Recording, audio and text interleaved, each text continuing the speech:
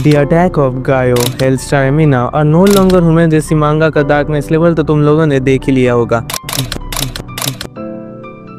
अब हफ्ता आ चुका है एक ऐसी मांगा को कवर करने का जिसमें हॉरर, सस्पेंस और साइकोलॉजिकल सीन्स तो है ही है, पर इसका साइंस फिक्शन कॉन्सेप्ट इस मांगा को एक अलग ही लेवल में लेकर जाता है। Venus in the blind spot एक ऐसी मांगा है जो कि जुंजीतो के दूसरे साइड को तुम्हें शो करता है। जैसे सोचो कि अगर तुम जिससे प्यार करते हो वो कभी तुम्हें दिखाई ना दे, को तुम्हारी आंखों के सामने गायब हो जाए तो वेल गाइस, आज हम ऐसी मांगा को कवर करने वाले हैं जो कि जुंजीतो के द्वारा लिखा गया है। Hey guys, it's me Leon. So बिना वक्त घुमाए सीधा स्टार्ट करते हैं।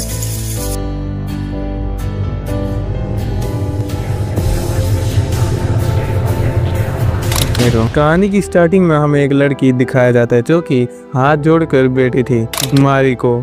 उसे बहुत लोग बाहर देख रहे थे। अचानक उस लड़की को एक यूएफओ दिखाई देता है। उसे देखकर वो काफी ज्यादा एक्साइटेड हो जाती है, पर जब वो फोटो क्लिक करने की कोशिश करती है तभी वो यूएफओ गायब हो जाता है। ये चीज मारिको को बिल्कुल पसंद नहीं आती।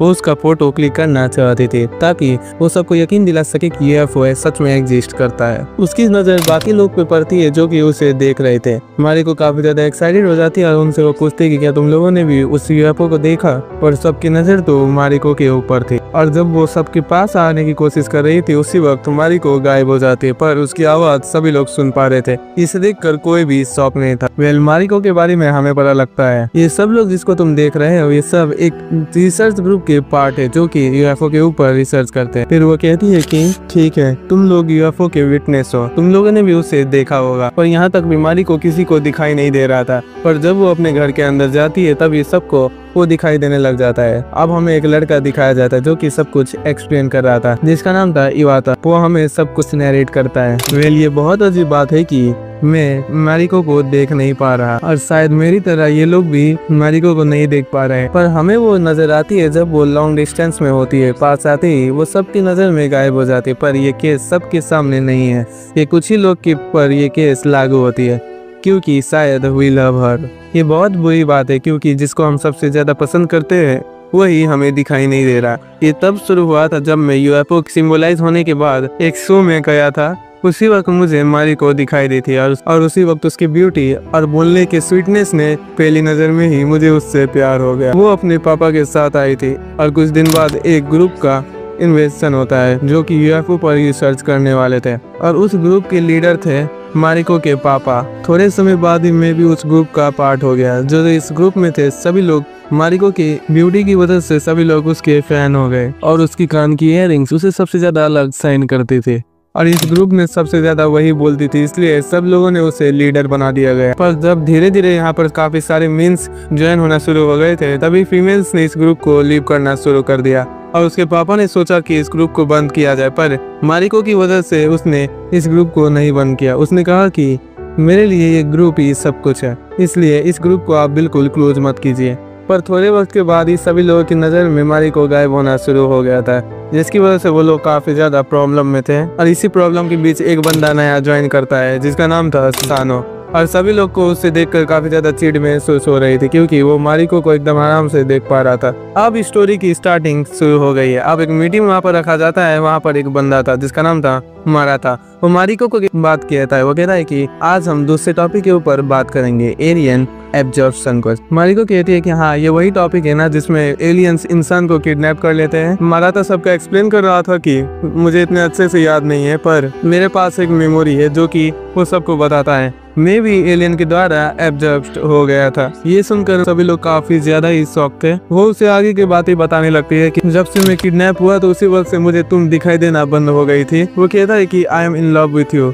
ये सुनकर सभी लोग काफी ज्यादा शॉक हो जाते हैं क्योंकि ये सेम चीज सारे लोगों के साथ हुआ था। उन लोगों को भी मारिको बिल्कुल दिखाई नहीं दे रही थी, पर उन लोगों के दिमाग से ये मेमोरी पूरी तरीके से गायब हो गई थी। और इस चीज का प्रूफ देने के लिए हमें मारत अपने सर का एक स्क्रार भी दिखाती है जो कि सब लोगों के सर में थे। वो उसे बता रहा था कि प्लीज मैं भी तुम्हें काफी ज्यादा पसंद करती हूँ। ये सुनकर मारिको काफी ज्यादा शॉक हो जाती है कि इतने लोग मुझे एक साथ कैसे पसंद करने लगे। सभी लोग वहाँ पर पागल हो गए थे और सानो मारिको को प्रोटेक्ट करने की कोशिश करता है। माराता कहता है कि please Venus, you are my Venus. तभी वहाँ पर मारिको के पापा आ जाते हैं, जो कि कहते हैं कि आग के बाद ये ग्रुप बंद हो चुका है, तुम सब लोग अपने घर जाओ और इस घर को खाली करो। उसके बाद ही वहाँ पर सभी लोग चले जाते हैं और वहाँ पर 3 लोग थे, जो कि थे मारिको के पापा और सानो बोल रहा था कि तुम चिंता मत करो, मैं मारिको को हमेशा प्रोटेक्ट करूंगा। सानो को वो एक ड्रिंक पिलाता है, बल्कि प्रोटेक्ट नहीं, मैं तो उसका बॉडीगार्ड बनना चाहूंगा। और इतने में ही वो बेहोश हो जाता है और बेहोश होने के बाद हमें मारिको के डैड दिखाया जाता है, जो कि एक बंदे को फोन करके कहता है कि तुम सानो को ले जाओ। और हमें पता लगता है कि इन सब के पीछे मारिको के डैड थे। वो एक रिसर्च लैब में उसे ले जाता है और वो उसके सर में एक चीज को फिक्स कर देता है, जिसकी वजह से मारिको किसी को दिखाई नहीं देगी और ये चीज दूसरे पर लागू नहीं होता, क्योंकि सिर्फ मारिको के साथ ही ये कॉन्सेप्ट काम करता है। और अगर तुम मुझे पूछोगे कि ये कॉन्सेप्ट दूसरे के साथ क्यों काम नहीं करता, तो इसकी वजह ये है कि जो मारिको के कान में वो इयररिंग है, उसमें एक स्पेशल चीज को फिट किया गया है, जिसकी वजह से जब लोग की आईज कांटेक्ट उसके ऊपर पड़ेगी तभी वो गायब हो जाएगा। और ये डिवाइस जो है वो मारिको की माँ की है, और जो कोई भी उसके सिग्नल के रेंज में आएगा वो बंदे के लिए हमारा मारिको गायब हो जाएगा। और आखिर में किसी को भी ये बात पता न चले, इसलिए वो लोग उनकी मेमोरी को इरेज करने की कोशिश करते, पर कहीं ना कहीं ये मेमोरी रह ही जाता है। इस बार भी वो लोग काफी ध्यान से उसकी मेमोरी को इरेज करने की कोशिश करता है, पर कोई फायदा नहीं था, क्योंकि जब दूसरे दिन सानो उठता है उसके पास उसकी मेमोरी थी। हमें इवाता दिखाया जाता है, जो कि भाग रहा था, और उसे रास्ते में मारिको दिखाया जाता है, जिसको सभी लोगों ने मिलकर पकड़ लिया था। वो कह रहे थे कि ये कोई लड़की नहीं है, ये एक एलियन है और हमें इससे प्यार हो गया है, इसलिए हम लोग इसे ले जा रहे हैं। उसे इवाता रोकने की कोशिश करता है, पर वो उस पर ही अटैक करके उसे गिरा देते हैं। और उस दिन के बाद मारिको की शरीर भी उन्हें देखने लायक नहीं मिली, उसकी ब्यूटीनेस सारी गायब हो चुकी थी। जिस ब्यूटी की वजह से सभी लोग उसे पसंद करते थे, वो ब्यूटी उससे छीन ली गई। कई दिन बाद मारिको के पापा को पकड़ लिया जाता है। सारे लोग जो कि विटनेस थे उन सब के सर में उस चिप को निकाल दिया जाता है, और उसके बाद से सबके दिमाग में उसकी मेमोरी थोड़ी थोड़ी थी। हमें इवाता दिखाया जाता है, जो कि सोच रहा था कि भले ही ये इवेंट की काफी ज्यादा वक्त हो चुकी है, पर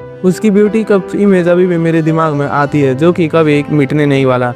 और ऐसा ही सब कुछ उसके दिमाग में चल रहा था और वहीं पर ये चैप्टर खत्म हो जाता है। वेल गाइस, तुम लोग सोच रहे होंगे कि ये प्यार का चक्कर क्या है। असल में ये प्यार का कोई चक्कर ही नहीं है, ये बस उन लोगों को लग रहा है कि इस सर्जरी के बाद अगर मेरे को उससे प्यार होगा तभी वो उसे गायब होगा, पर रियल पूरा खेल इयररिंग्स का था। और एक क्वेश्चन आती है कि आखिर वक्त उन लोगों ने उसे कैसे पकड़ लिया। तो इस पे मेरा एक थ्योरी है कि उस वक्त मारिको ने उसकी इयररिंग्स नहीं लगाई थी, जिसकी वजह से उन लोगों के नजर में वो लड़की आ रही थी। बाकी अपना थ्योरी तुम मुझे कमेंट में जरूर बोलना। इसकी कहानी तुम्हें कैसी लगी और तुम्हें क्या ऐसी और कहानी चाहिए, मुझे वो भी कमेंट में जरूर बताना। इस कहानी से हमें ये शिक्षा मिलती है कि प्यार बहुत अच्छी चीज है, पर उसे भी लिमिट से करना चाहिए, नहीं तो अगर तुम प्यार में अंधे हो जाओगे तो तुम किसी की जान भी ले सकते हो। इस वीडियो को लाइक करके चैनल को सब्सक्राइब कर देना। बाकी मिलते हैं नेक्स्ट वीडियो में, तब तक के लिए तेरा साई।